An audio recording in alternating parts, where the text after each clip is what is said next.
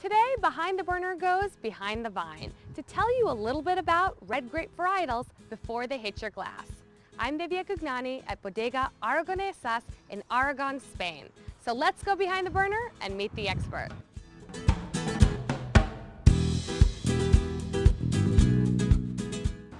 I'm here with the president of Spanish Vines, Josh Hackler. Josh, we have these great red grape varieties in front of us. Which is which? Well, we're going to talk about 4 red grape varieties today. We're first of all in Spain, so we should really note that there are 2 main grapes that are indigenous to Spain. First being the Tempranillo, probably the most popular in the United States right now, and then Garnacha being one of the most popular red grape varietals in Spain.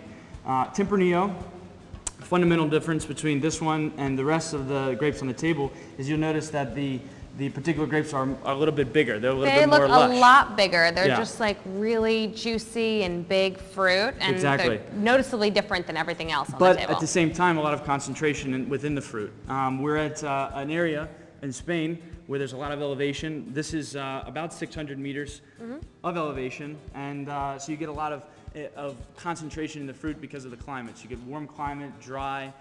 There's a lot of wind in this area, so it's a really nice concentrated Tempranillo.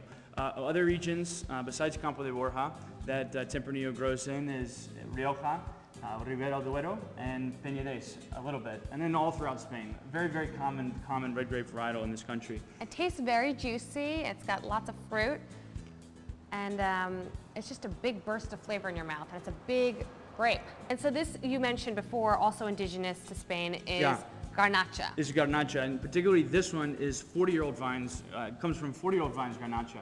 And one of the things that we should notate about old vines as opposed to young vines is there's a lot of work that the vine has to do in order to really create a great wine like Garnacha. And what happens is the vine really struggles as it's older.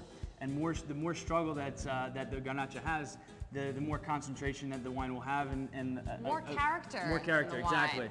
And you know what's so interesting about this is that each grape is so small. They're like these tiny little grapes, but they're so sweet, I would say. Exactly. And one of the things that, well, Garnacha in particular really thrives well in dry climates, very little humidity, like Campo de Borja, and a lot of wind. It also thrives in those kind of areas. And you get just a ton of sweet blue, and a little bit of berry. Exactly, sweet blackberry, ripe plums, these kind of flavors. It's great. And this particular grape varietal ripens a little earlier and has a little bit of higher sugar content. And so we have 2 other grape varieties here that we haven't tasted yet. Yep. So right here is the Cabernet Sauvignon. The most famous, if you go back a long way, most famous Cabernet Sauvignon being from France. Of course. Particularly Bordeaux, being aged with most commonly Cabernet Franc and Merlot. But most recently, some of the New World countries like Australia and California have been producing 100% Cabernet Sauvignon. But this particular, the Cabernet altogether, usually has higher acidity, higher tannin. It does. It tastes totally different than the Tempranillo and the Garnacha we have. Right. And so this is the last one. The Syrah, this particular Syrah, when it's young, what's typical is that it's got a little bit of tar, a little bit of spice, higher in tannin. A little bit licorice. Yeah. But this one, what's interesting about this is the climate that we're in, it melds very well for early ripening for the Syrah and a lot of concentration.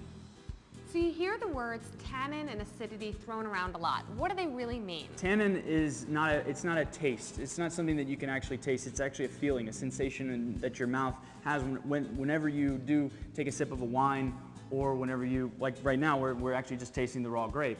Tannin is a feeling that you get on the side of your, really on the roof of your mouth or on the side of your tongue that it's a sensation that will chalk your mouth up. So the more tannin, the more chalkiness that you'll get with the wine. Now acidity is one of the things that you'll really get on the back end, and you'll really feel the acidity in this area. But what you want in a wine is a fine balance between tannin, acidity, and fruit. Those are you want to find harmony in those 3 characteristics always. Thanks so much, Josh, for teaching us all about red grape varietals. No, absolutely. It's my pleasure. Stay tuned to Behind the Burner, where we give you the tips, tricks, and techniques that are lighting the culinary world on fire. For Q&A, photos, and more, visit behindtheburner.com.